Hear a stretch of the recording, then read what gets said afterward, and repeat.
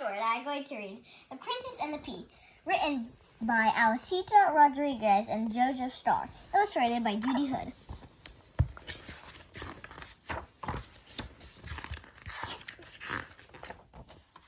Once upon a time, there was a prince who lived in a lovely castle. The castle had a drawbridge and a moat.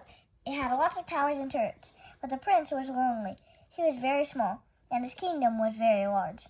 So he set out on a journey to find a princess. He traveled north, but the princess he found did not like warm weather. He traveled south, but the princess he found did not speak his language. He traveled west, but the princess he found would not leave her horses. He traveled east, but the princess he found was already married. One dark and gloomy night, a storm gathered outside the castle. Rain splattered against the windows. Lightning flashed and thunder crashed. Even the wind howled. The prince heard someone knocking at the door.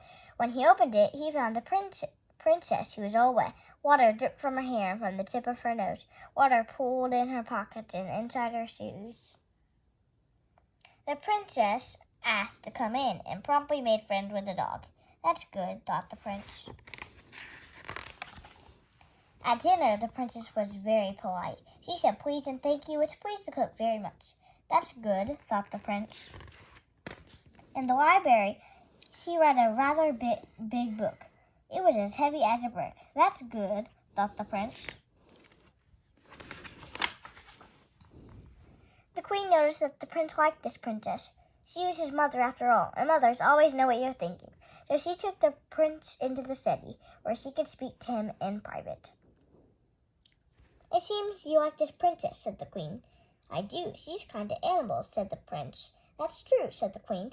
And she says please and thank you, said the prince. That's true, said the queen. And she could read the biggest, heaviest book, said the prince. True again, said the queen. But she had the hand of a princess. The prince didn't understand, so he just shrugged his shoulders. Everybody knows, said the queen, that a princess must have the smallest, thinnest hands. Does she have small, thin hands? No, said the prince. And everybody knows, said the queen, that a princess must have tiny, teeny, tiny feet. Does she have teeny, tiny feet? No, said the prince. And everybody knows, said the queen, a princess must have a delicate face. Does she have a delicate face? I don't know, said the prince. He didn't understand all this talk about thin hands and teeny feet and delicate faces.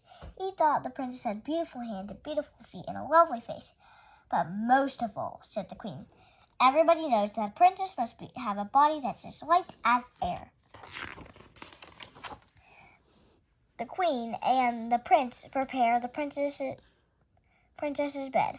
They found the softest mattress and the fluffiest pillows and the poofiest blankets. They piled them all up to the ceiling, one on top of the next. Underneath it all, the queen placed a single pea.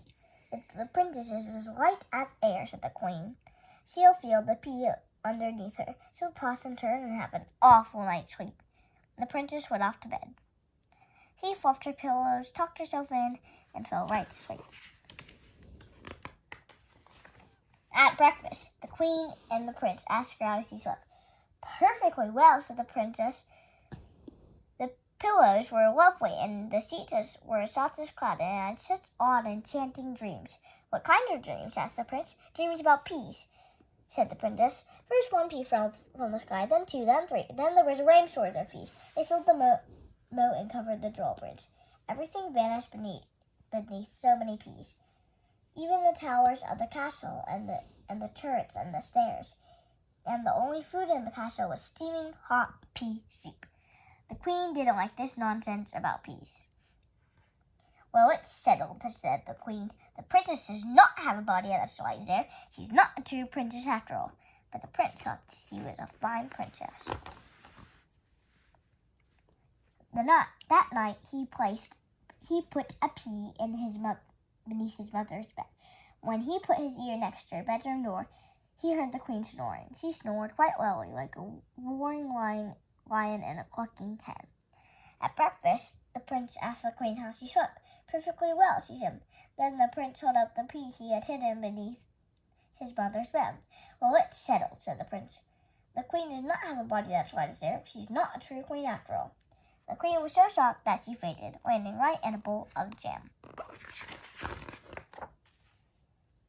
But when she awoke, she remembered how the princess was nice and kind and intelligent, and she gave the prince and princess her blessing. They celebrated by going on a long, long voyage together. They went to the frozen north, and to the sunny south,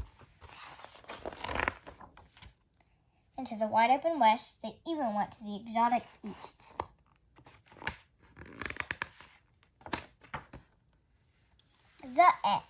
When they got back to the castle, the first thing they did was sit down to a nice, hot, steaming bowl of pea soup. Welcome home, Prince and Princess. The end. I hope you enjoyed this book, The Princess and the Pea.